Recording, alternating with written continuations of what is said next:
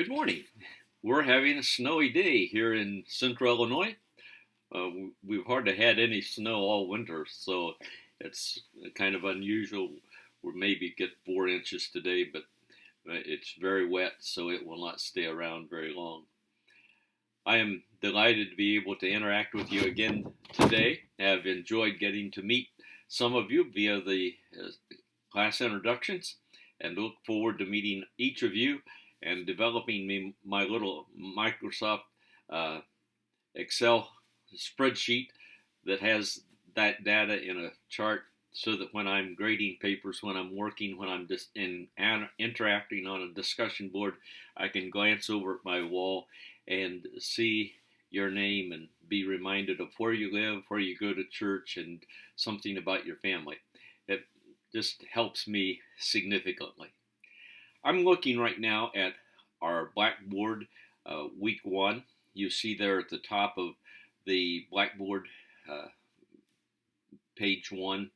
On the left-hand side is the name of our class, Ministry, Leadership, and Staff Relationships. And then there are announcements. Those are class announcements where this announcement will appear. Under your instruction, it gives your instructor, it gives a printed version of who I am, how to get in touch with me, just some basic information that is very helpful for you to know.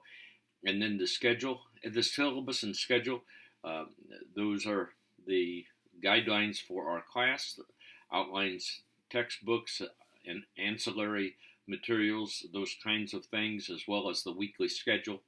And then each week you can access the weekly schedule by the week. I find it helpful for me to see the whole 8 weeks kind of as a unit.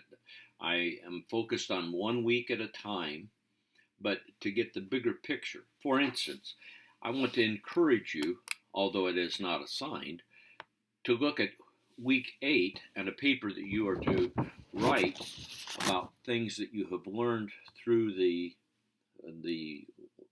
course.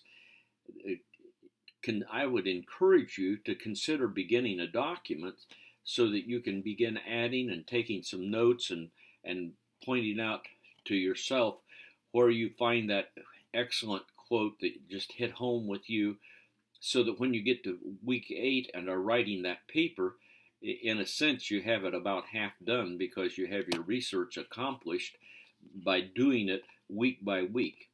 Be sure that you document an idea.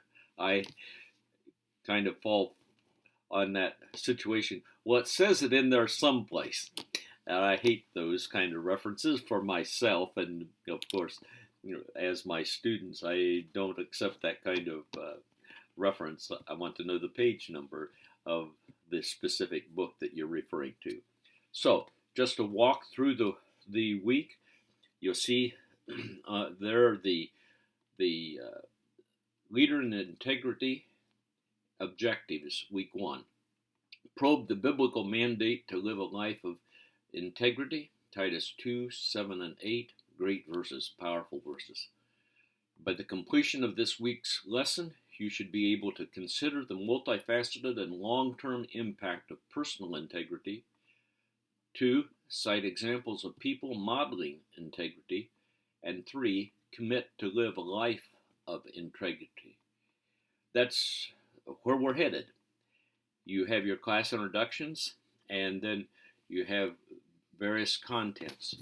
The text for this week is a book that was published just within the last probably 10 months. I can't remember when I became aware of this book, an excellent book by an excellent author, Bill Hull, The Christian Leader, Rehabilitating Our Addiction to Secular Leadership. You'll find those chapters very thought-provoking and helpful. Then you have a brief video from me, and then you have 2 video presentations by the president of Moody Bible Institute, Dr. Paul Nyquist. Then I have listed some additional materials about integrity there on the page, and then you have a 3-page paper to write about modeling integrity. Describe a ministry leader that you admire with whom you have worked. Highlight how he or she models integrity. Then present at least 2 biblical instructions and or exhortations about the importance of integrity, and then state 3 measurable actions that you are currently taking or will immediately begin taking to be a person of integrity. And then our discussion board is centered around the discussion of integrity impact, or the lack of it, on you personally and or your own church. So we are wanting to lay this strong foundation on the importance of biblical integrity as we begin this week. So that's where we're headed. I am so glad to have you in the class. God bless you as you work on this week's lesson.